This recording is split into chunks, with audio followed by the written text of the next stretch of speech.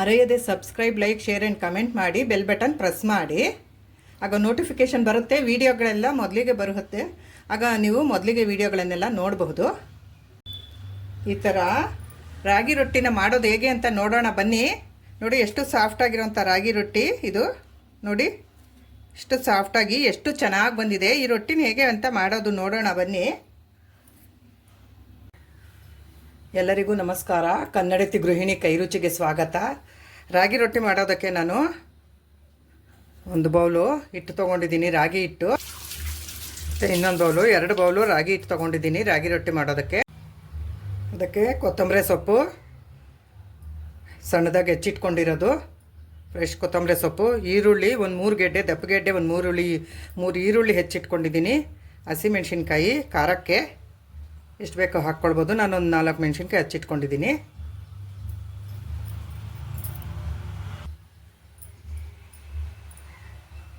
ಈಗ ಈರುಳ್ಳಿ ಹಾಕ್ಕೊಳ್ತೀನಿ ನಾನು. ಮೊದಲಿಗೆ ಸಣ್ಣದಾಗಿ ಹೆಚ್ಚಿಟ್ಕೊಂಡಿರೋಂತಹ ಈರುಳ್ಳಿ,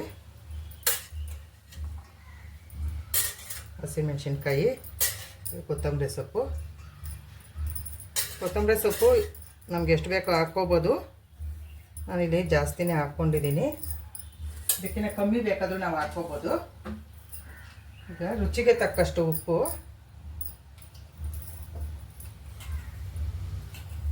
ಒಂದು ಸ್ಪೂನು ಜೀರಿಗೆ, ಇಲ್ಲಿ 2 ಸ್ಪೂನು ಬಿಳಿ ಎಳ್ಳು. ಈಗ ನಾನು ಇದನ್ನೆಲ್ಲ ಮಿಕ್ಸ್ ಮಾಡ್ಕೊಳ್ತೀನಿ. ರಾಗಿ ರೊಟ್ಟಿ ಮಾಡೋದಕ್ಕೆ ಎಲ್ಲ ಮಿಕ್ಸ್ ಮಾಡ್ಕೊಳ್ತೀನಿ.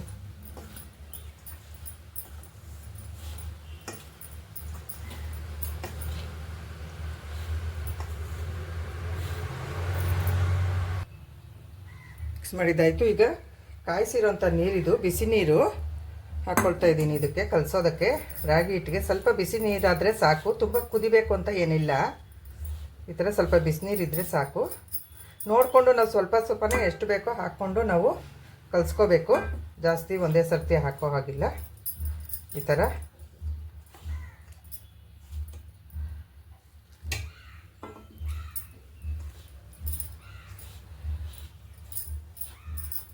ಚೆನ್ನಾಗಿ ಮಿಕ್ಸ್ ಮಾಡಿ ಕಲಿಸ್ಕೋಬೇಕು. ಈಗ ಹಿಟ್ಟು ಕಲಸಿದ್ದಾಗಿದೆ. ಈಗ ಇದು ಒಂದು ಸ್ವಲ್ಪ ತಣ್ಣಗಾಗೋದಕ್ಕೆ ಬಿಡ್ತೀನಿ.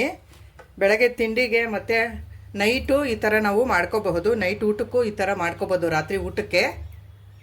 ರಾಗಿ ರೊಟ್ಟಿ ಇದು ಸಣ್ಣ ಮಕ್ಕಳಿಂದ ಹಿಡಿದು ದೊಡ್ಡ ಹಿರಿಯರವರೆಗೂ, ವಯಸ್ಸಾದವ್ರವರೆಗೂ ಎಲ್ಲರಿಗೂ ಆಗುವಂಥ ತಿಂಡಿ. ತುಂಬಾ ಚೆನ್ನಾಗಿರುತ್ತೆ ಇದು, ಟೇಸ್ಟಿಯಾಗಿ. ಈ ಥರ ನಾವು ಮಾಡ್ಕೋಬಹುದು ಮನೆಯಲ್ಲಿ ಯಾವಾಗ ಬೇಕಾದರೂ ತಿಂಡಿಗೆ. ರಾಗಿ ರೊಟ್ಟಿ ಆರೋಗ್ಯಕ್ಕೆ ತುಂಬಾ ಒಳ್ಳೆಯದು ಇದು. 2 ನಿಮಿಷ ಆರೋದಕ್ಕೆ ಬಿಡ್ತೀನಿ, ಆಮೇಲಿಂದ ರೊಟ್ಟಿ ಮಾಡೋದು. ಹಿಟ್ಟು ತಣ್ಣಗಾಗಿದೆ. ಈಗ ಇದನ್ನ ನಾನು ಕಲಿಸ್ಕೊಡ್ತೀನಿ.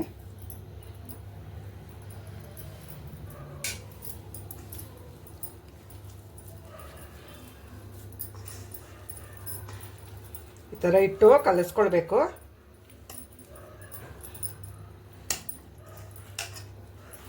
ಹಿಟ್ಟೀಗ ಕರೆಕ್ಟಾಗಿದೆ, ನೀರೆಲ್ಲ ಕರೆಕ್ಟಾಗಿ ಸಾಕಿಷ್ಟು ನೀರಾದರೆ ಇದನ್ನೆಲ್ಲ ಒಂದು ಉಂಡೆ ಮಾಡ್ಕೊಳ್ತೀನಿ.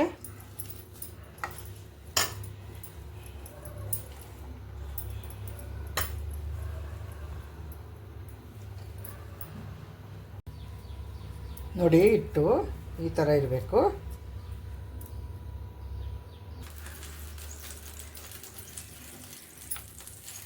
ಉಂಡೆ ಮಾಡ್ಕೊಳ್ತಾ ಇದ್ದೀನಿ ಈ ಥರ. ನಮ್ಗೆ ಯಾವ ಸೈಜಿಗೆ ಬೇಕೋ ಆ ಸೈಜ್ಗೆ ನಾವು ಉಂಡೆನ ಮಾಡ್ಕೋಬಹುದು.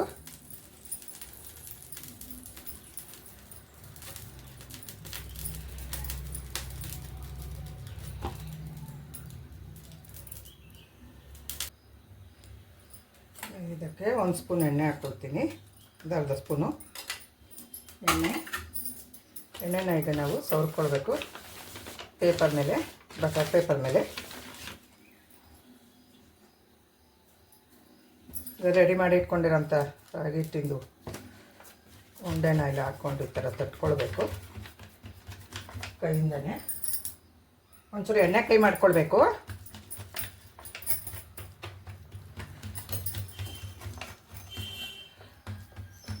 ಈ ಥರ ನಮ್ಗೆ ಎಷ್ಟು ಅಗಲ ಬೇಕೋ ಅಷ್ಟು ಅಗಲ, ಅದು ಎಷ್ಟು ತೆಳ್ಳಗೆ ಬೇಕೋ ಅಷ್ಟು ತೆಳ್ಳಗೆ ನಾವು ಈ ಪೇಪರ್ನಲ್ಲಿ ನಾವು ತಟ್ಕೊಳ್ಬೋದು.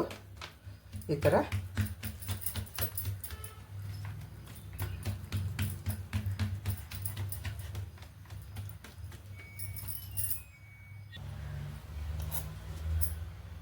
ನಮಗೆ ರೌಂಡಾಗಿ ಕಾಣಬೇಕು ಅಂದರೆ ನಾನು ಅದಕ್ಕೋಸ್ಕರ ಈ ಥರ ಒಂದು ಪ್ಲೇಟಿನ ಹಾಕಿ ಈ ಥರ ತಕ್ಕೊಳ್ತಾ ಇದ್ದೀನಿ. ಎಕ್ಸ್ಟ್ರಾ ಇರೋದನ್ನು ನೀವು ಬೇಕಾದರೆ ಹಾಗೇನೂ ಹಾಕ್ಕೊಳ್ಬೋದು, ಫುಲ್ ಹಾಗೇನೂ ಹಾಕಿ ಮಾಡ್ಕೊಳ್ಬೋದು.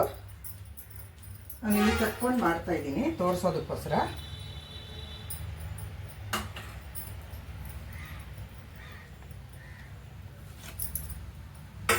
ನೋಡಿ ಈಗ ಹೀಗೆ ರೌಂಡಿಗೆ ಬಂದಿದೆ. ಸ್ಟವ್ ಹಚ್ಚಿ ಹೆಂಚಿಟ್ಟಿದ್ದೀನಿ.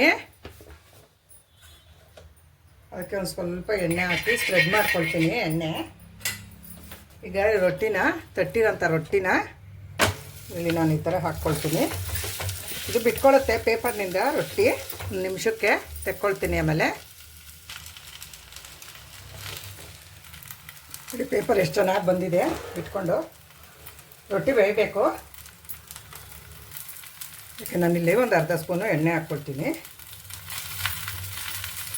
ಎಣ್ಣೆ ಹಾಕಲೇಬೇಕು ಅಂತ ಏನಿಲ್ಲ, ಬೇಕಾದರೆ ಹಾಕ್ಕೊಳ್ಬೋದು, ಇಲ್ಲ ಅಂತಂದರೆ ಹಾಕ್ತಾಯಿದ್ರು ನಡೆಯುತ್ತೆ. ರೊಟ್ಟಿನ ತಿರ್ಗಾಕೊಳ್ತೀನಿ.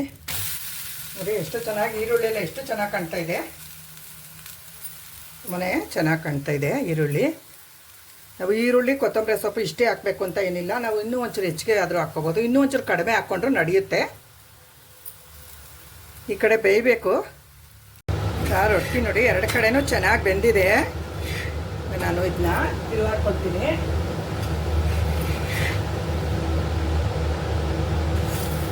ಇದನ್ನ ನಾನು ತಗೊಳ್ತೀನಿ.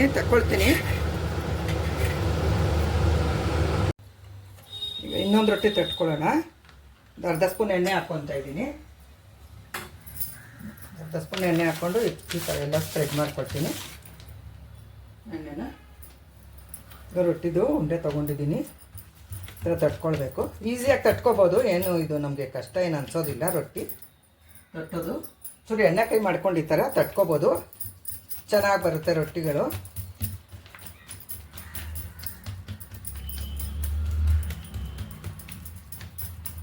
ಈ ಥರ ನಮಗೆ ಎಷ್ಟು ತೆಳ್ಳಗೆ ಬೇಕೋ ನಾವು ಅಷ್ಟು ತೆಳ್ಳಗೆ ರೊಟ್ಟಿನ ತಟ್ಕೊಳ್ಬೋದು.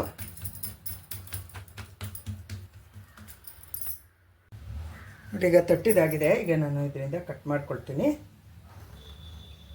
ಈ ಥರ ಕಟ್ ಮಾಡಿ ನಾನು ಎಕ್ಸ್ಟ್ರಾ ಇರೋವಂತಹ ಹಿಟ್ಟನ್ನೆಲ್ಲ ನಾನು ತಗೊಳ್ತೀನಿ. ಇದು ರೌಂಡ್ ಕಾಣಲಿ ಅಂತ ಅಷ್ಟೇ. ನೀವು ಬೇಕಾದರೆ ಹಾಗೇ ಈ ಥರ ತೆಕ್ಕೊಳ್ದೇನೆ ನೀವು ಮಾಡ್ಕೋಬೋದು.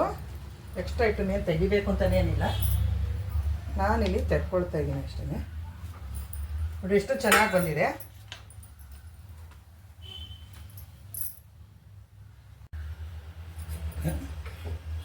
ಒಂದು ಅರ್ಧ ಸ್ಪೂನು ಎಣ್ಣೆ ಹಾಕ್ಕೊಳ್ತೀನಿ ಇಲ್ಲಿ. ಹೀಗೆ ಅದನ್ನ ಸ್ಪ್ರೆಡ್ ಮಾಡಿಕೊಂಡು ಈಗ ತೊಟ್ಟಿ ರೆಡಿ ಮಾಡಿ ಇಟ್ಕೊಂಡಿರೋಂತಹ ರೊಟ್ಟಿನ ಹಾಕ್ಕೊಳ್ತೀನಿ. ಅದು ಬಿಟ್ಕೊಳ್ಬೇಕು. ಈಗ ಪೇಪರ್ ನೋಡ್ತೀನಿ. ಇಷ್ಟು ಚೆನ್ನಾಗಿ ಬಿಟ್ಕೊಂಡಿದೆ ನೋಡಿ ಪೇಪರು ಚೆನ್ನಾಗಿ. ಇಲ್ಲಿ ಒಂದು ಅರ್ಧ ಸ್ಪೂನು ನಾನು ಎಣ್ಣೆನ ಹಾಕ್ಕೊಳ್ತೀನಿ. ನಾವಿಲ್ಲಿ ಎಣ್ಣೆ ಆದರೂ ಹಾಕ್ಕೋಬೋದು, ತುಪ್ಪ ಆದರೂ ಹಾಕ್ಕೋಬೋದು, ಇಲ್ಲಾಂದರೆ ಹಾಕದೇ ಇದ್ರೂ ನಡೆಯುತ್ತೆ. ನಾನಿಲ್ಲಿ ಹಾಕ್ಕೊಂಡಿದ್ದೀನಿ.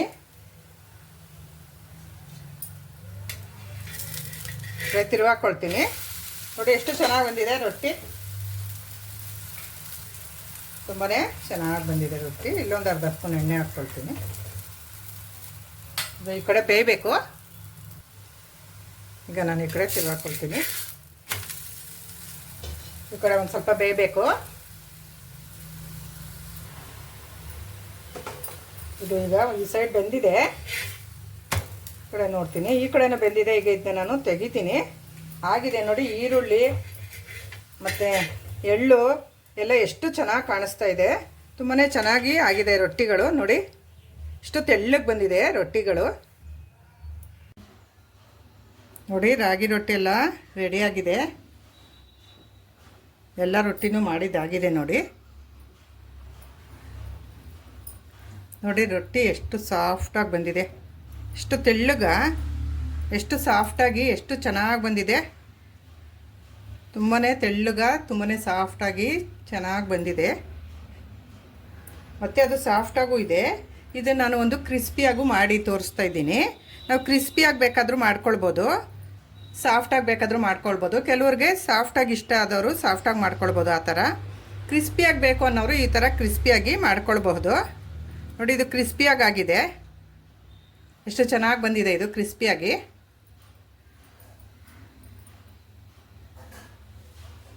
ಇದು ಮೊಸರು ಜೊತೆ ತಿನ್ನೋದಕ್ಕೂ ಚೆನ್ನಾಗಿರುತ್ತೆ.